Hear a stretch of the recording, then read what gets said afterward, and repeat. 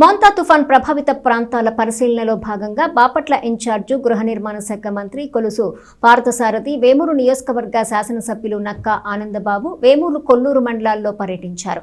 ఈ సందర్భంగా వేమూరు కొల్లూరు మండలాల్లోని పునరావాస కేంద్రాలను సందర్శించి తుఫాన్ బాధితులను పరిశీలించారు. వేమూరు మండలం జంపని హైస్కూల్ మరియు కొల్లూరు మండలము కొల్లూరు హైస్కూల్లో ఏర్పాటు చేసిన పునరావాస కేంద్రాలను మంత్రి కొలుసు పార్థసారథి ఎమ్మెల్యే నక్కా ఆనందబాబు సందర్శించి తుఫాన్ బాధితులను పరామర్శించారు. వారికి అందుతున్న ఆహారం, వైద్య సదుపాయాలు, తాగునీటి సౌకర్యం తదితర అంశాలపై అధికారులు మరియు బాధితులను అడిగి తెలుసుకున్నారు. వాతావరణ పరిస్థితులను దృష్టిలో ఉంచుకొని తీసుకోవాల్సిన చర్యలపై సంబంధిత అధికారులకు తక్షణ ఆదేశాలు జారీ చేశారు. ఇదే విధంగా జంపని హైస్కూల్ పునరావాస కేంద్రం వద్ద తుఫాన్ బాధితులను పరామర్శించి వారి సమస్యలను తెలుసుకున్నారు. అనంతరం క్రాప అడ్డ రోడ్ సమీపంలోని పంట పొలాలను పరిశీలించి తుఫాన్ కారణంగా రైతులు ఎదుర్కొన్న నష్టాన్ని అంచనా వేశారు. తదుపరి కొల్లూరు హైస్కూల్ పునరావాస కేంద్రంను సందర్శించి ప్రజల యోగక్షేమాలు తెలుసుకున్నారు. అనంతరం కొల్లూరు గ్రామంలో మీడియా సమావేశం నిర్వహించి తుఫాన్ నష్టాలపై అధికారులతో సమీక్ష జరిపారు. ఈ కార్యక్రమంలో వేమూరు నియోజకవర్గానికి చెందిన కూటమి నాయకులు, ప్రజాప్రతినిధులు, కార్యకర్తలు పాల్గొన్నారు. రాష్ట్రం అంతా భయాందోళనలు నెలకొని ఉన్నాయి. నిన్నటి వరకు కూడా ఈ తుఫాను ప్రభావం మొదలైన కాడి నుంచి, తుఫాను పరిస్థితులు తెలిసినప్పటి నుంచి ముఖ్యమంత్రి నారా చంద్రబాబు నాయుడు గారి నాయకత్వంలో రాష్ట్ర వ్యాప్తంగా కూడా అన్ని రకాలుగా భద్రతా చర్యలు, ముందస్తు చర్యలు అన్ని రకాలుగా తీసుకున్నటువంటి పరిస్థితి. ముఖ్యంగా ప్రజలకు రాష్ట్రంలో ఎటువంటి సింగిల్ ఒక ప్రాణ నష్టం కానీ,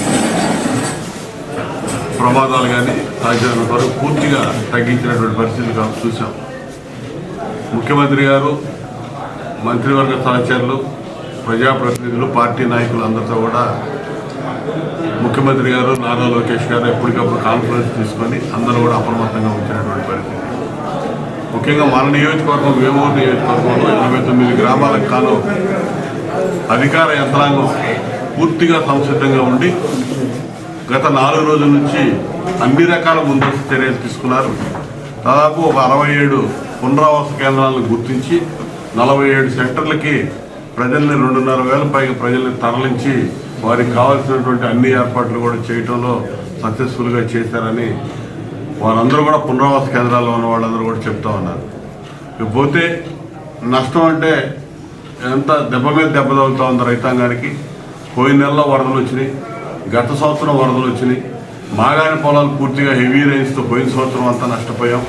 ఈ సంవత్సరం కూడా ఈ మోంతా తుఫాన్ దెబ్బకి మాగాణి ఈ నియోజకవర్గంలోనే 1,08,000 ఎకరాలు సోయింగ్లో ఉంది. అంటే ఇప్పుడు అధికారులు ఎన్యూమరేషన్ చేస్తే కానీ ఎన్ని వేల ఎకరాలు నష్టపోయారనేది తెలియదు. దాదాపు పూర్తిగా రైతు మాత్రం నష్టాల్లో కుంగిపోతూ ఉన్నాడు. ఏది ఏమైనా మరి ఓ పక్క హార్టికల్చర్ క్రాప్స్ కానీ, ఈ మాగాణి పొలాలు కానీ అన్నీ కూడా దెబ్బతినిపోయినాయి. ఈరోజు మంత్రివర్యులు జిల్లా ఇన్ఛార్జి మంత్రివర్యులు కొలుసు పార్థసారథి గారు మన ప్రాంతాల్లో పర్యటించి నష్టపరిహారం అంచనాలు కూడా పూర్తిగా తయారు చేయమని